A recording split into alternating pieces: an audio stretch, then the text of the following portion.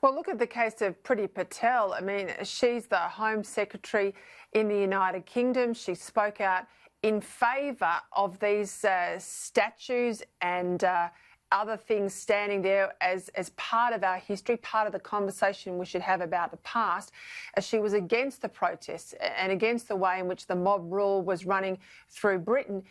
She's the daughter of parents who grew up in Uganda, and she's got an Indian background.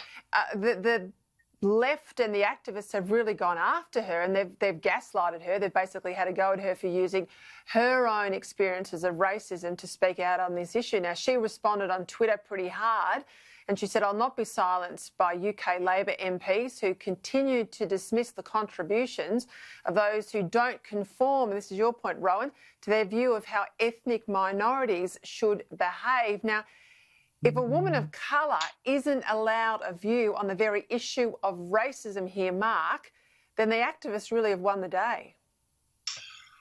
Well, Peter, it's the disease of identity politics. We've been talking about this for a number of years, and it's really hit its peak insanity, because at the end of the day, identity politics is not about the freedom of the individual. It's not about the liberty of people in our society. It's about the conformity of the group.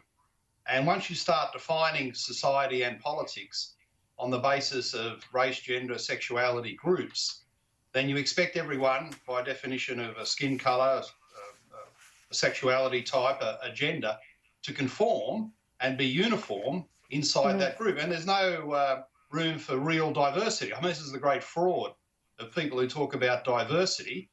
You found this yourself, Peter, all the talk about misogyny. The left wing got stuck into you when you were Chief of Staff to Tony Abbott. They didn't care two hoots that you're a woman. They were just after the domination of their politics against yours. So they want you to conform. They want others to conform with the group. Individual freedom and true diversity has gone out the window.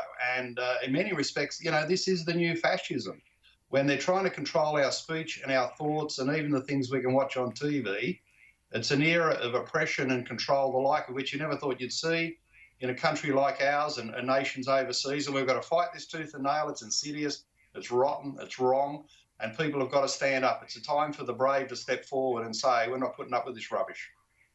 Rowan, we're running out of time, but I suspect this will be a feature of the show on Sunday. You've got Nigel Farage on there. What time is he on? He'll be on at about 10:15. We'll be asking him exactly what did happen there. But it looks pretty much like yet another case of someone being silenced for their views, not conforming, as Mark says. And Mark is absolutely 100% correct. People must now stand up and take a stance against this rubbish. Rush out and buy Faulty Towers. Rush out and buy Chris Lilly, every single episode of every single box set that he ever made of anything. Don't mention the war. Buy 2 copies. Don't mention the war, gentlemen. Mate. Yeah, frankly, my dear, I don't give a damn, and don't mention the war. Got to leave it there, gentlemen. Have a lovely weekend. Mark Latham, Rowan Dean, as always, thank you for your company on Friday.